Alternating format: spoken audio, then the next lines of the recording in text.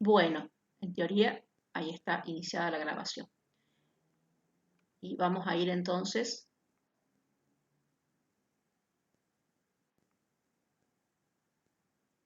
Díganme, por favor, si están viendo lo que le estoy proyectando. Sí, se ve, profesor. Bueno, acá yo les Sí, puse, se ve. ¿se ve? Bueno, yo les puse para que pensemos juntos. Como verán, dice, eh, acá la ven, esta es Mafalda, no sé si por ahí la ubican, ¿la conocen a Mafalda? Sí, Sí, profe. sí, profe. Sí, Sí, profe. Sí, sí. Es bastante clásica, pero bueno, no es de la época de ustedes. Entonces, por ahí a lo mejor alguno nunca la vio, pero bueno, Mafalda es un personaje que creó Quino y siempre tiene así como decires muy críticos desde todos los puntos de vista sociales, ¿no? Y como verán, acá, qué es lo que ustedes perciben de la imagen y de la pregunta que ella se hace? Que ese árbol es diferente o Ajá, que tiene algún problema. bien, acá, Comparado con los demás. muy bien. En dónde radica la diferencia? Que todos Está los muy árboles son dañado. derechos En todas en las cómo ramas que En crecen. forma de tiene para sap, todos lados. Bien, En su acá, forma de Como que crecer, está digamos. muy enroscado. exacto, como que sí, eso. bien. Si uno mira la historieta es un poquito más larga, es como que se va adentrando al bosque y va viendo que todos los árboles tienen así muy derecho, como muy bien decía usted, y se encuentra con este árbol que tiene todo ahí, como usted decía, como enroscado, ¿no? Y entonces ella le hace una pregunta. Dice, ¿y nunca se te ocurrió consultar a un psicoanalista? ¿Por qué les parece que ella le hace esa pregunta a ese árbol? Porque lo Porque ves. siente que tiene un problema el Porque se árbol. ve diferente. Ajá, porque lo ve diferente. Lo ve diferente. Muy bien. Y toda diferencia, según ustedes, le pregunto, ¿no? Toda diferencia, ¿marcaría un problema? No, No, profe. No. no, No. no. Bien. No. No necesariamente uno podría decir, ¿no? No necesariamente el hecho de que haya alguien que es diferente a la multitud, podríamos decir, Al resto. implica necesariamente que tenga un problema, ¿no? Puede que esa diferencia no sea un problema. Al menos no sea un problema para el que tiene la diferencia, ¿no? Pero ella hace ingresar al psicoanálisis, fíjense que dice, y nunca se te ocurrió consultar, no dice a un psicólogo, dice a un psicoanalista, ¿no? Es decir, que hace ingresar a alguien del ámbito de la salud mental, podríamos decir, de la psicología, pero desde una teoría precisa, que es el psicoanálisis. ¿Alguno de ustedes por ahí escuchó hablar del psicoanálisis o de la psicología?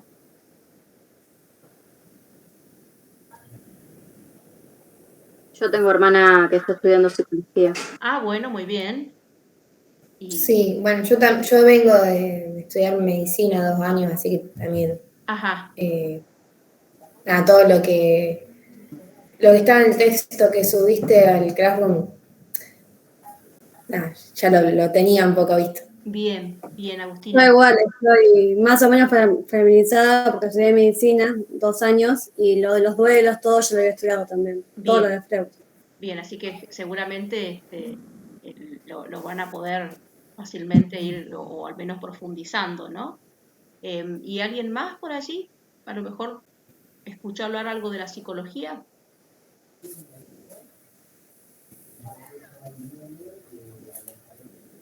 Ah, y acá me dice Mayra que hay una serie de Freud en Netflix. Ah, sí, la escuché, no la vi, no la vi.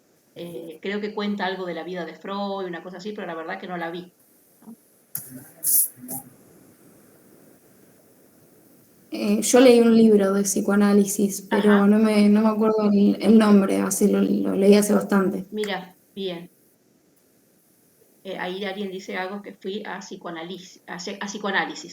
Muy bien. Entonces, lo que acá yo les decía, ingresa el psicoanálisis y que ustedes habrán leído algo, después vamos a lo que leyeron, que el psicoanálisis marca alguna diferencia con otras teorías psicológicas, por un lado, y también marca una diferencia según lo que ustedes leyeron en el texto, ¿con qué otro tipo de saber marca una diferencia el psicoanálisis? Con El el saber médico. científico. Con la Con ciencia. muy bien, con el saber científico de la medicina, ¿no? Ahí él marca una diferencia, puesto que Freud era médico, ¿no? Era un médico neurólogo. En el tiempo que Freud teoriza, no existía la facultad de psicología. Es decir, que las facultades de psicología son mucho más nuevas que lo que es la medicina, ¿no? Que tiene sus raíces por allá por Hipócrates, ¿no? Entonces, antes de abordar el texto este que ustedes leyeron, vamos a hacer un pequeño resumen de lo que es, mejor dicho, la historia de la psicología, es decir, cómo surge la psicología como ciencia independiente.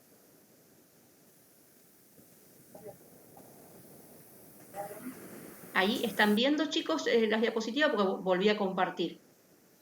Sí, se ve. Bueno, acá ustedes Sí. ven dos señores. Yo ponía acá: la historia de la psicología se construyó a través de rupturas. Vieron que generalmente cuando uno piensa la historia, la suele pensar como un saber que se va acumulando a lo largo del tiempo, ¿no? Y como que aparece algo, como si fuesen por etapas. A eso le solemos llamar etapas evolutivas, pero una etapa evolutiva del orden de lo cuantitativo, ¿no? Entonces vamos diciendo, bueno, lo que está antes es menor de lo que viene después. Estos dos señores que ustedes ven acá, el de la izquierda de la pantalla de lo que estamos mirando todos, es Thomas Kuhn, que era un epistemólogo, podríamos decir, y acá tienen a Gastón Bachelard, ¿no? Que también incursionó en lo que se llama la epistemología. La epistemología es una rama de la filosofía que lo que hace es poder pensar por qué un cuerpo, un corpus teórico, puede ser considerado ciencia. Es decir, cuáles son las condiciones por las cuales una teoría puede ingresar dentro de la categoría de la ciencia. Y a su vez también pensaron cómo se construye una ciencia, cómo va progresando una ciencia. Y los dos dieron como una voz nueva ante esto de pensar la historia, es decir, pensaron la historia de la ciencia no como algo acumulativo, sino a través de rupturas.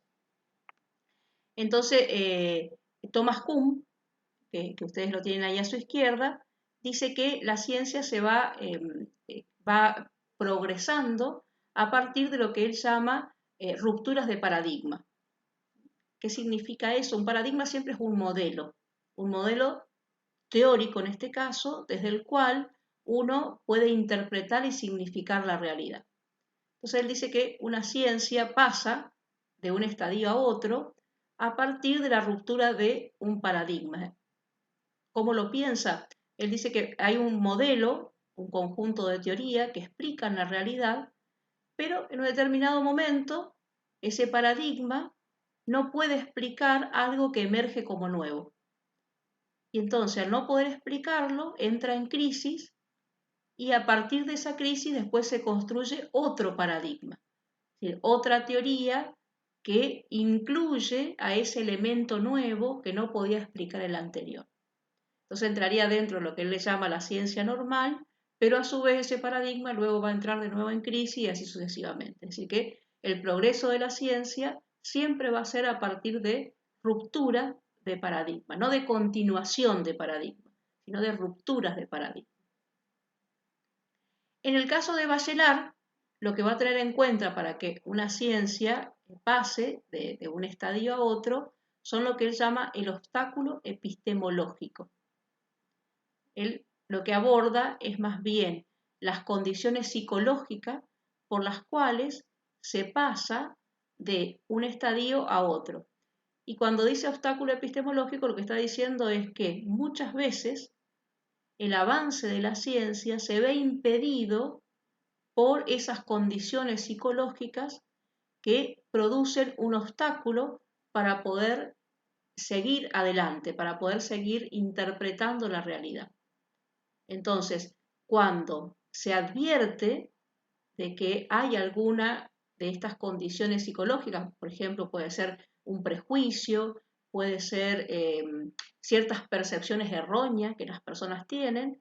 Cuando se advierte ese obstáculo para avanzar, bueno, lo que hay que hacer precisamente es establecer una ruptura con ese obstáculo para poder seguir avanzando.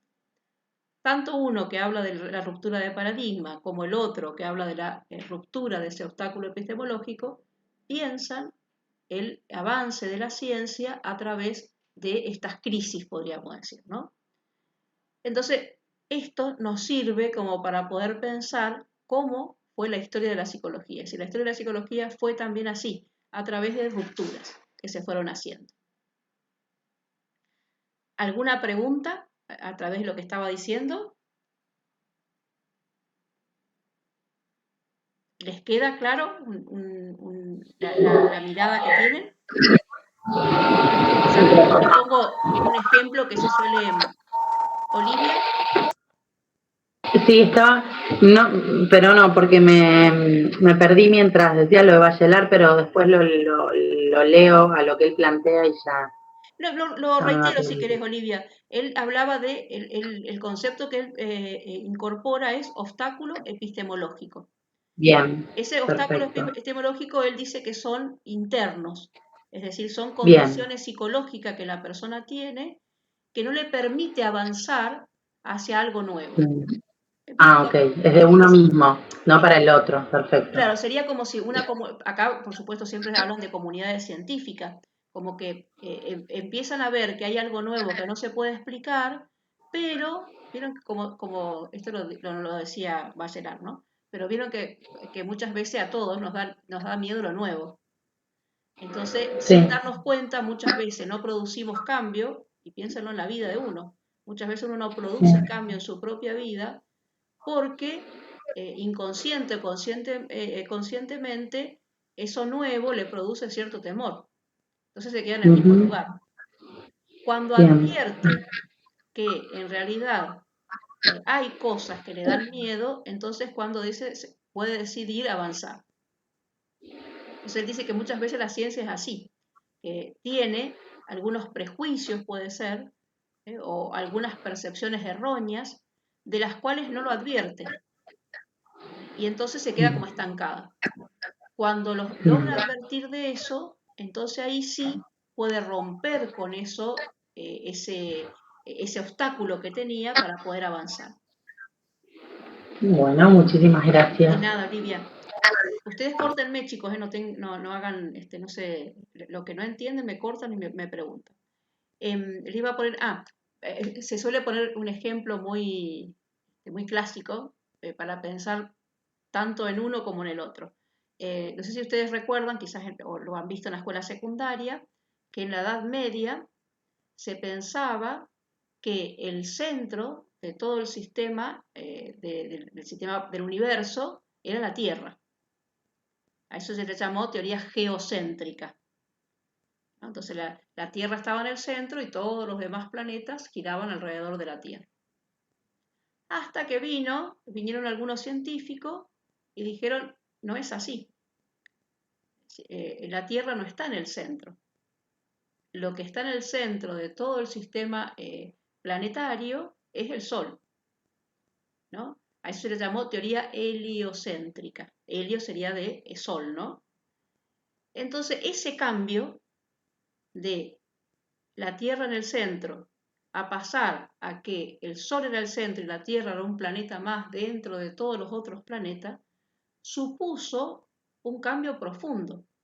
Porque cuando se pensaba que la Tierra era el centro, también se pensaba que el ser humano era lo más importante que existía. Cuando el planeta Tierra pasó a ser uno más, entonces el ser humano también pasó a ser uno más. Este cambio de paradigma implicó una ruptura entre la teoría geocéntrica a la teoría heliocéntrica. Pero para eso tuvieron que pasar varios años. Y no solamente eso, la muerte de algunos científicos, ¿no? Que le decían que eran unos herejes porque estaban pensando de esa manera. En ese tiempo piensen que en la Edad Media el poder lo tenía la institución eclesial, ¿no? la Iglesia Católica. Entonces, eso desbarataba de alguna forma también el poder de la Iglesia.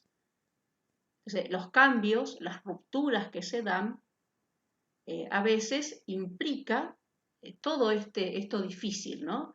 Porque o hay obstáculo epistemológico, como decía Bachelard, o bien hay esa ruptura con ese paradigma, pero que muchos no lo quieren dejar, porque implica también cambios de poder. La ciencia no está, no es algo neutro. La ciencia también implica una cuestión de poder. Entonces, esos cambios de paradigma por los cuales se pasa de una teoría a otra, implica que cuando se rompe un paradigma, hay quienes pierden cierto poder. Entonces, en el caso de las ciencias naturales, los paradigmas no pueden convivir, porque uno deja descalificado al otro, podríamos decir. Es decir, la teoría geocéntrica no puede convivir con la teoría heliocéntrica. Sería lo que vieron el movimiento de la Tierra plana, que hay algunos que dicen que la Tierra es plana. Es decir, no puede convivir una teoría con la otra. En el caso de las ciencias sociales sí conviven distintas teorías, como es el caso de la psicología. Pueden convivir distintas teorías porque una no anula a la otra, ¿no? Pero también ahí hubo, en la historia de la psicología, hubo una ruptura en relación a dónde ubicar la psicología, si como una ciencia natural o como una ciencia social. Entonces, ese ejemplo que le daba, que a lo mejor ustedes lo conocen, ¿lo conocían, el cambio de paradigma? ¿Alguno había escuchado alguna vez? A lo mejor lo estudiaron en la escuela secundaria. Yo no, profe. Es uno de los que se suele poner como clásico, ¿no? Podemos encontrar muchísimos otros por allí, ¿no? Que es de dónde proviene el ser humano. También hubo un cambio de paradigma a partir que aparece la teoría de la evolución. Eso también cambia la perspectiva acerca del ser humano. Es decir, la teoría religiosa comienza a perder poder en relación a de dónde proviene el hombre. El hombre tiene que ver con la evolución. Lo cual no significa que esté reñido con la cuestión religiosa, pero sí es una mirada y una perspectiva diferente.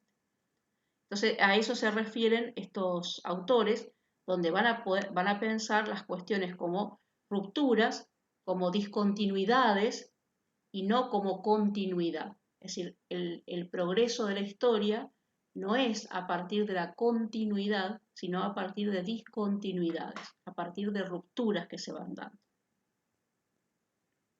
¿Hasta ahí estamos, chicos? Sí, profe. Sí, profe. Sí, Bien. profe. Sí, profe. ¿Cuál sería entonces esta historia de la psicología? Muy brevemente y sintéticamente. Ustedes ven ahí que hay como tres grandes momentos.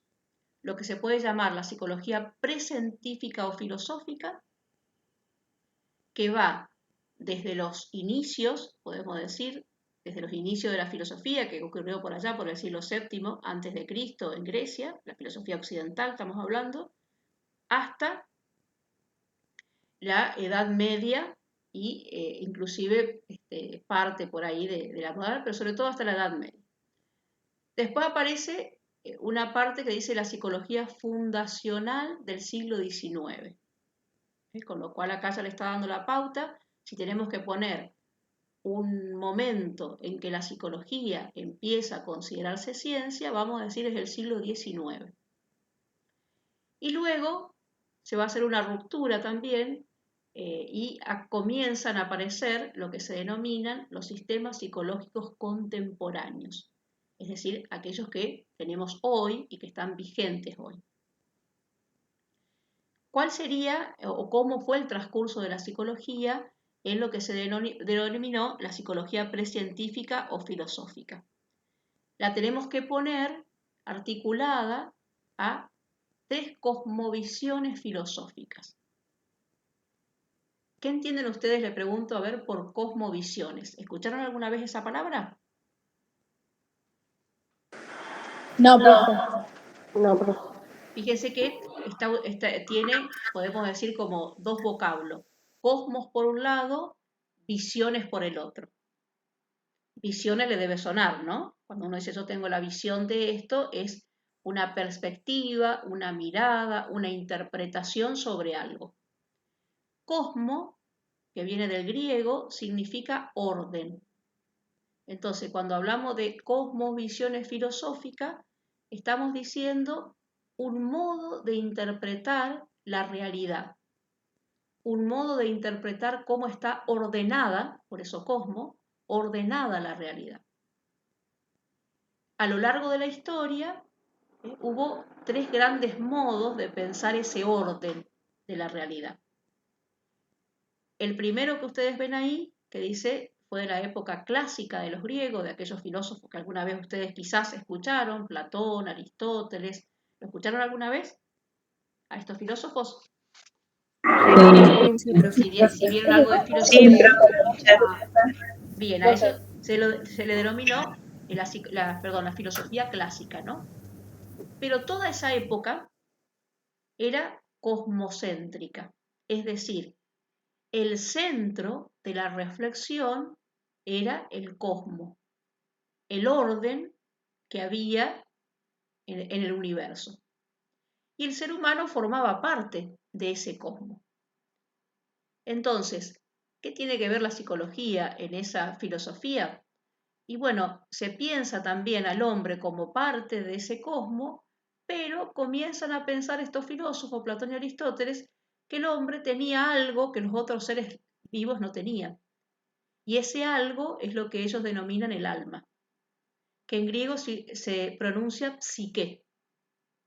De la palabra psique viene psicología, es decir, que psique significa alma. Alma no como algo espiritual, sino como algo, como lo que hoy podríamos traducir como mente, ¿no? Es decir, había una parte racional que al hombre lo hacía distinto a los demás seres. Y entonces ellos lo que querían hacer era, bueno, también estudiar de qué se trataba esa psique. ¿No? Se dice que el primer tratado de psicología lo escribe Aristóteles porque escribe un tratado sobre el alma, es decir, sobre la psique. Pero, bueno, la mirada siempre estaba articulada en esta cuestión del orden del todo. En la Edad Media cambia la visión y comienza la cosmovisión, ¿no? Y comienza a ser teocéntrica. Ahora, el centro de todo era Dios, por eso teo, que significa en griego Dios. Es decir, se interpreta toda la realidad desde Dios. Ya no es solamente la razón del hombre que viene a poner un orden, sino que Dios es el que ordena y significa todo lo que existe. Y la tercera cosmovisión es antropocéntrica. Acá también hay ya una ruptura con las demás. Ahí estamos en la modernidad, aproximadamente en el siglo XVI después de Cristo, el XV, XVI después de Cristo. En este periodo comienza a aparecer las ciencias naturales, la física, la química, y se deja a Dios como en el horizonte, dicen algunos, y comienza a aparecer en el centro de la escena, en el centro del pensamiento, el hombre. Por eso es antropo, en griego significa hombre, el hombre es el centro de toda la realidad. Entonces, en todas estas cosmovisiones, la psicología es una rama de la filosofía. Es decir, que no es una ciencia independiente, sino que está siempre vinculada a esas cosmovisiones filosóficas. Hay un momento en el siglo XIX que empieza a aparecer el deseo de algunos pensadores de que la psicología se independice, es decir, deje de ser una rama de la filosofía. Por eso ustedes ven ahí que dice, esperen que voy a sacar esto acá, dice en el siglo XIX, acuérdense que el siglo XIX estamos hablando del 1800, ahí estaríamos en el siglo XIX, ven que dice surge a partir de la ruptura con la filosofía, reclamando para la psicología el rango de ciencia independiente. Ahora bien, ¿cuál es el problema que tiene la psicología cuando intenta hacer una ciencia. El gran problema que tiene es que hasta ese momento, desde todo lo que fue la modernidad, se desarrollaron las ciencias naturales. Esto que decíamos, la física, la química. Y estas ciencias naturales habían o tenían como método lo que ustedes habrán estudiado en la escuela como método científico. ¿Recuerdan algo de eso del método científico? Sí, profe. Sí, profe. Sí, profe. ¿Y en qué se basaba el método científico? ¿Qué característica tenía ese método? Ahí, en esto que les estoy mostrando, algo dice. Sí, eso de observar un fenómeno, ver cuál es plantear una hipótesis, saber un problema, observar el fenómeno, ver cuál es el problema, plantear una hipótesis y refutarla o negarla por medio de la experimentación. Muy bien, exacto. Entonces, fíjense que esto se solía hacer en la parte de las ciencias naturales en el laboratorio. Es decir, supónganse, ¿cómo puedo saber yo qué le pasa a un metal cuando se acerca al fuego? Y lo tengo que experimentar, si no, no puedo saberlo. Entonces, lo que hacían los científicos es decir, acercaban un metal al fuego varias veces, veían qué sucedía y luego se emitía algún tipo de ley, ¿no? Es decir, y al comprobar que cada vez que el metal se acercaba al fuego se dilataba. Entonces, la ley es esa, ¿no? Los metales ante la presencia del calor se dilatan. Pero para eso hay que hacer todo un mecanismo de observación, medición, hipótesis, etc., ¿no? ¿Para qué? Es decir, el objetivo principal era poder predecir un fenómeno. Es decir, tener leyes que permitiera saber que si se daban esas condiciones iba a suceder ese fenómeno. Entonces, esas condiciones es lo que determinó lo que se dio en llamar el positivismo, ¿no? Que creo que en el texto de ustedes, el que tenían de Savid, hablaba del positivismo, ¿no es cierto? ¿Decía algo del positivismo o no?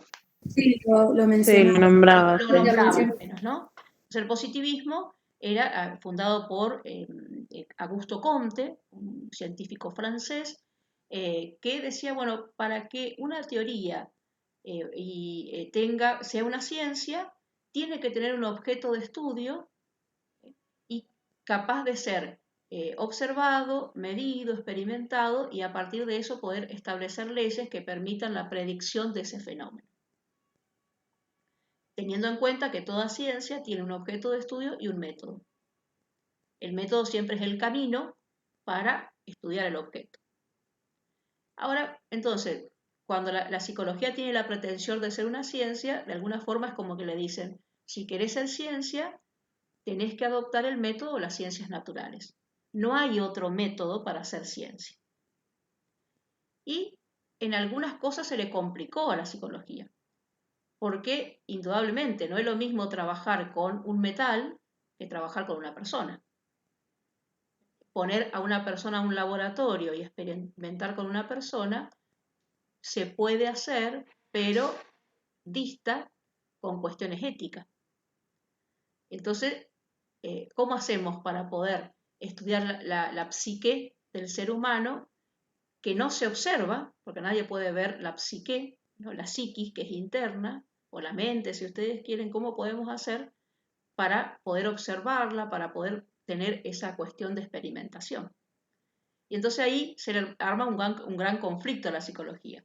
¿Cómo encontrar un objeto de estudio que sea capaz de ser observado, medido, experimentado, etc.? Entonces aparece un señor llamado Wilhelm Wundt, que era alemán, e instala un laboratorio de psicología en un lugar llamado Leipzig en el año 1879. ¿Y qué es lo que hace? Dice, bueno, voy a obtener como objeto de estudio la conciencia. Ahora, la cuestión es, ¿la conciencia se puede observar? ¿Qué les parece a ustedes? ¿Podemos observar la conciencia de alguien? No podemos. No podemos. No, profe, no se puede. No se puede. Pero bueno, él dice, vamos a hacer lo siguiente. Vamos a llevar a una persona al laboratorio, vamos a estudiar la conciencia Y para estudiar la conciencia vamos a usar como método la introspección experimental, le llaman.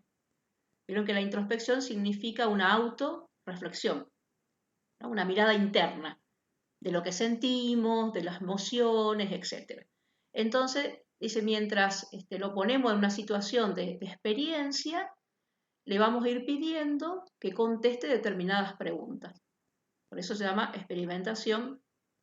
introspección experimental. Entonces, la persona va diciendo lo que siente, orientada por aquel que está observando.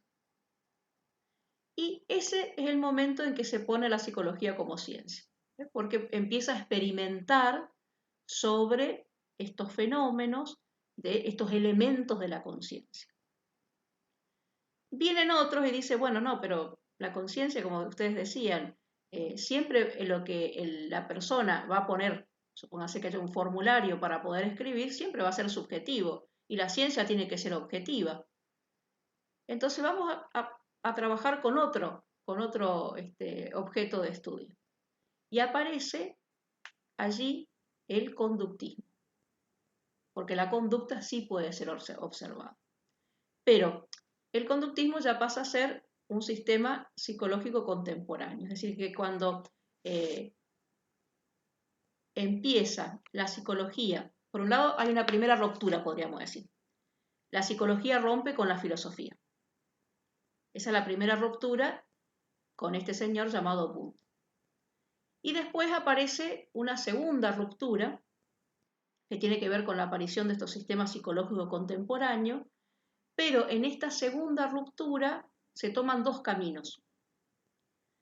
Aquellos que quieren seguir sosteniendo como método el de las ciencias naturales, que decíamos, la observación, experimentación, etc., y aquellos que dicen no, la psicología es una ciencia humana, por lo tanto tiene que buscar algún método de estudio diferente al de la naturaleza.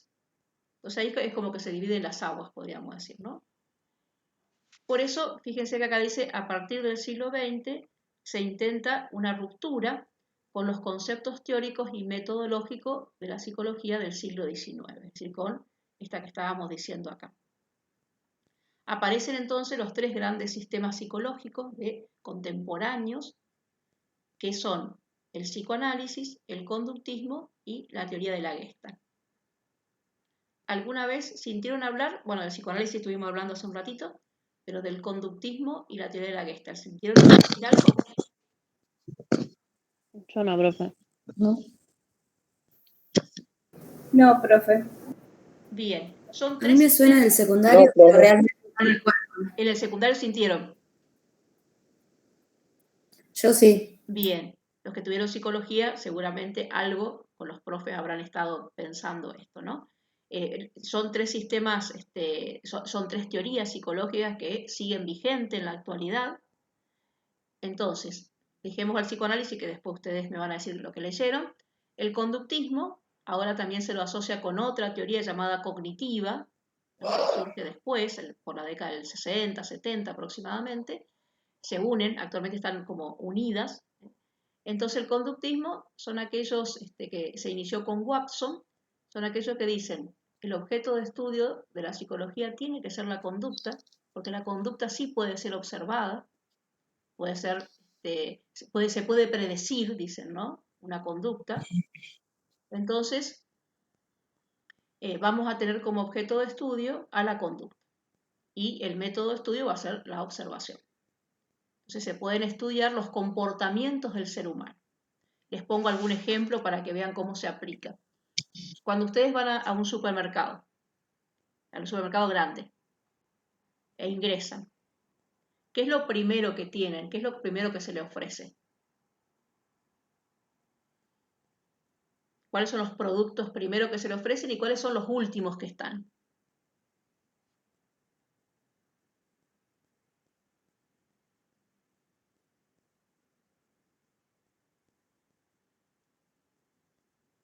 Ahí dice los más caros. Los más caros serían los primeros o los últimos. Los primeros. Ajá. Supónganse que van y dicen, bueno, quiero comprar pan. O, qué sé yo, quiero ir a la verdulería. No sería como los más necesarios, los primeros, Están, y los Para mí que no serían las ofertas. serían los últimos. en un supermercado, ¿dónde están la verdulería, la carnicería, la panadería?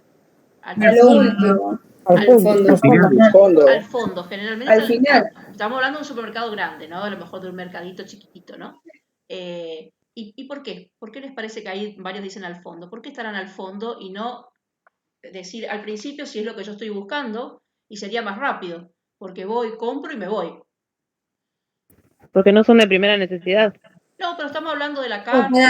para que Para que vayan Para que vayan mirando también viendo otras todo lo cosas. otro antes de llegar a lo que querés. Exacto. ¿Y ustedes piensan que eso fue casual? Para hacerlo No, más está todo necesario. pensado estratégicamente para que la gente Exacto. Y esos consuma más. fueron estudios psicológicos que se han hecho, ¿no? Que, es decir, que cuando uno va, que si tiene plata, por supuesto, porque puede ir y no tener, a lo mejor desear comprar, pero no tiene plata, ¿no? Pero la cuestión es que por ahí uno ve algo y dice, uy, me gusta esto, pero yo iba a comprar el pan en realidad. Pero bueno, me llevo también esto. Ahora sí. Profe, Sí, escucho. el mismo tipo de estrategia que se usa en los super, por ejemplo, ya que viene al caso, es la misma estrategia que se usa de que te ponen productos o por ahí te ponen lo que es golosinas y todo eso a la hora de ir a pagar a la caja. Exacto. Es el mismo tipo de estrategia que se usa como para que mientras estás esperando y vas mirando, terminás llevándote, manoteando otra cosa que quizás no te hacía falta. Exactamente. Exactamente, porque te dio deseo, qué sé yo, de comer algo. Si uno va con los chicos, pero con los chicos que les gustan las golosinas, entonces dice, bueno, pero quiero esto, bueno, uno dice, bueno, le compro, ¿no? Todo esto son estudios que se han hecho a partir de comportamientos. Es decir, que el conductismo trabaja sobre eso, trabaja sobre estudios de la conducta, ¿no? Y podemos ver muchísimas cosas que la publicidad está basada también en eso, ¿no? El conductismo trabaja en esto del estímulo y la respuesta. ¿Cuál es el estímulo que necesitamos para dar la respuesta que el que quiere vender el producto tiene, ¿no? O después aparece, bueno, el neoconductismo, que sobre todo tiene que ver con reforzar las conductas. ¿Vieron cuando nos dan un premio? Es decir, que decir, bueno, si compras tal cosa, te damos el vasito de no sé de qué. Entonces, eso tiene que ver con un refuerzo, ¿no? O cuando iban a la escuela, cuando van a la escuela los chiquitos, que hacen una tarea bien y le ponen los sellitos. Ustedes también deben ser la generación de los sellitos, ¿no? Y por ahí los chicos dicen, bueno, vamos a contar cuántos sellitos tenemos. Y eso tiene que ver con estudios que se hacen a partir de los refuerzos positivos. Y así, bueno, podemos pensar, digamos, que cómo se usa la teoría conductista, ¿no? Entonces el conductismo empieza a ingresar como esos modos que hay de poder pensar el comportamiento. Y también de condicionar el comportamiento. Porque lo que se intenta, como le decía, es estímulo-respuesta. Se intenta que la persona no piense, si ustedes quieren, ¿no? Simplemente, si el estímulo es efectivo, la respuesta va a ser aquella que aquel que quiere vender el producto le sea más positivo. Se suele decir que el conductismo es una psicología sin conciencia, ¿no? Porque piensa solamente como estímulo y respuesta y piensa que lo que pasa en nuestra mente es una caja negra, dicen ellos. Porque como no lo podemos observar, no es objeto de estudio. Lo que interesa es el estímulo y la respuesta. Eso sí se puede observar. O sea, eso sí es objeto de la ciencia. Y aparece también, paralelamente, lo que se llama la teoría de la Gestalt. Una teoría alemana. Gestalt significa forma, ¿no? Y ellos tienen como lema que el todo es más que la suma de las partes. Si lo importante es que cuando nosotros vemos algo, primero vemos la globalidad de ese fenómeno que observamos y luego vemos las partes. Acá le pongo un ejemplo que es muy, que todo lo visualizan. ¿Vieron cuando hay alguna oferta que le dicen vale 1,99? Puse 1,99. ¿Que 1,99 cuánto es? 2. Dos. Pero no es lo mismo ver un 2 que ver un 1,99. Porque uno se queda más con el 1 que con el 99. Entonces, no sé si se pusieron a pensar, ¿por qué ponen 1,99? Si en definitiva lo que terminamos pagando es 2. Pero lo ponen porque tiene un efecto en cuanto nosotros vemos la totalidad, pero no percibimos el 2, sino percibimos el 1. Entonces, todo esto son estudios que se hacen, ¿no? Y la psicología sirve para hacer todos estos efectos, se podría decir, ¿no? Entonces, la teoría de la Gestalt estudia esta cuestión de cómo nosotros en los fenómenos o en lo que observamos necesitamos encontrar algún todo con sentido, ¿no? No sé si habrán jugado alguna vez, cuando hay nubes, a encontrarle alguna forma. ¿Jugaron alguna vez a eso? Que es el hecho de que aquello que no tiene forma, todo hemos jugado, no sé si todo, pero muchos hemos jugado a eso, porque como que el sentido, en realidad la nube no tiene ninguna forma, o no tiene la forma esa que nosotros encontramos, ¿no? Si nosotros le ponemos un sentido que en definitiva no tiene, pero necesitamos como ponerle ese sentido.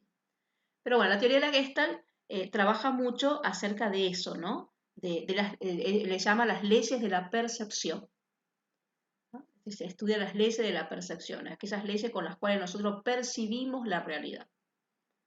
Y a partir de eso, bueno, se desprenden otras cuestiones. Y también, entonces, dentro estaba el conductismo, la Gestalt. Profe, Sí, disculpa. por favor.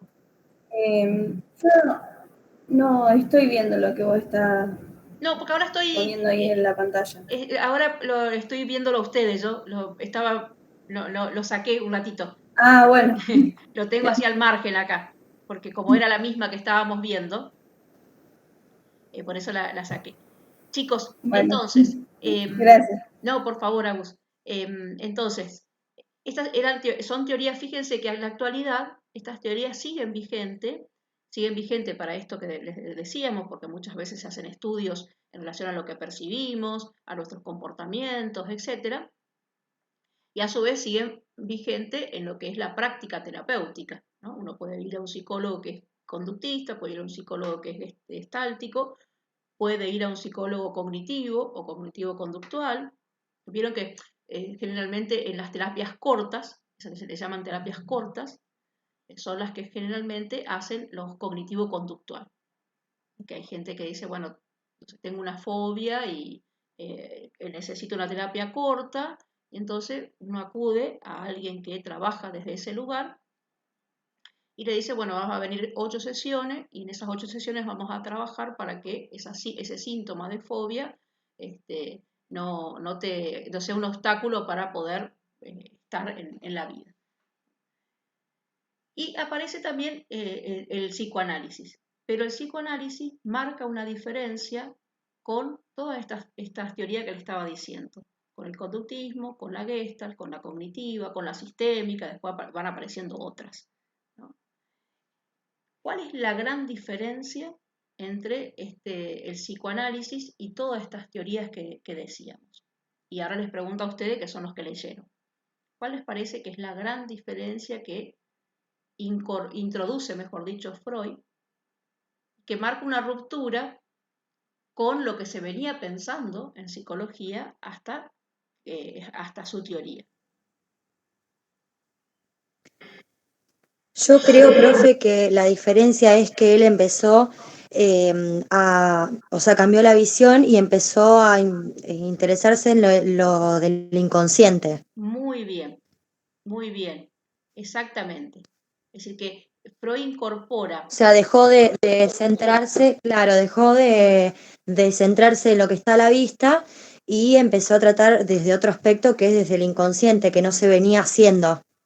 Exacto. O sea, empezó a tomar toda la vida del paciente, no solamente verlo desde afuera, sino en lo que él explicaba de lo que había vivido antes que nazca, que también influía en el fenómeno.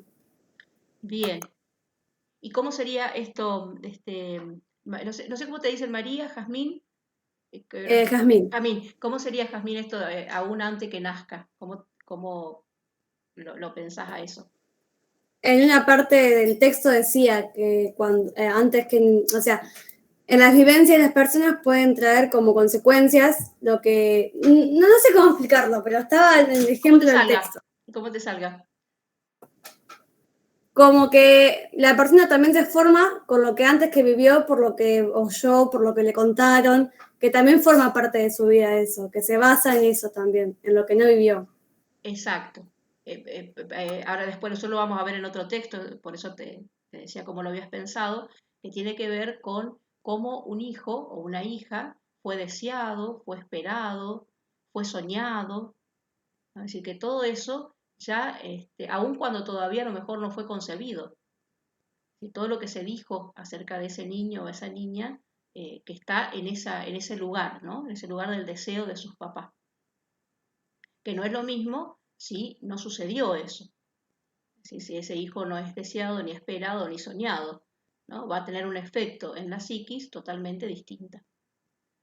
Entonces, un poco él lo que dice es, no es lo que ocurre en aquellas cosas que nosotros hacemos de manera consciente, sino que lo que importa para él, para Freud, es eso que sucede en el inconsciente, es que trae otro escenario, si ustedes quieren, de nuestra vida, ¿no? Ese escenario que él le llama el inconsciente y que también él dice es un saber no sabido. ¿Qué quiere decir esto? Que es un saber que nosotros tenemos porque está en nosotros, pero no sabemos que está ahí, porque está en el orden de lo inconsciente. Pero lo importante para Freud es que ese saber no sabido tiene un efecto sobre nuestras elecciones, sobre nuestras conductas, sobre nuestros deseos. Entonces, no es, porque si eso que estuviese allí en el inconsciente no tuviera ningún efecto sobre nuestra vida cotidiana, bueno, no habría mucho para estudiar, ¿no? Acá lo que aparece como importante es que hay algo de eso que se juega en nuestra vida cotidiana. Entonces, Freud pone, fíjense que en medio de, que quería volver de nuevo a la diapositiva, vieron que en el texto de ustedes decía que Freud está pensando en medio de el pensamiento cartesiano, que era ese pensamiento que tenía que ver con la conciencia. Descartes es el iniciador del pensamiento moderno, y que para él el sujeto es un sujeto consciente, ¿no? Sabe que piensa, y porque sabe que piensa también tiene conciencia de su existencia. A su vez también en medio de esta psicología de la conciencia como único modo de abordar la psiquis, y a su vez dentro de este que decíamos marco epistemológico del positivismo, ¿no? Es decir, la psicología que para hacer ciencia tenía que ingresar dentro del plano del método de las ciencias naturales. Y está pensando dentro de esto es lo que se juega en el momento en que Freud está pensando. Y él rompe con todo eso porque rompe precisamente con todas estas visiones. En el caso de Descartes, fíjense que acá Descartes dice es un pensamiento consciente y él va a venir a decir, en realidad el sujeto es un sujeto del inconsciente. El sujeto del psicoanálisis es el sujeto del inconsciente, no es el sujeto del consciente. No es que él dice que la conciencia no sea importante, no es que diga, bueno, hay que erradicar a la conciencia. Lo que está diciendo es que hay otra instancia desde el cual aparece un saber no sabido, como les decía, ¿no? Y que, como hoy también al principio decíamos, Freud lo empieza a teorizar a partir de ese saber médico que fracasa, que no puede decir algo acerca de la histeria.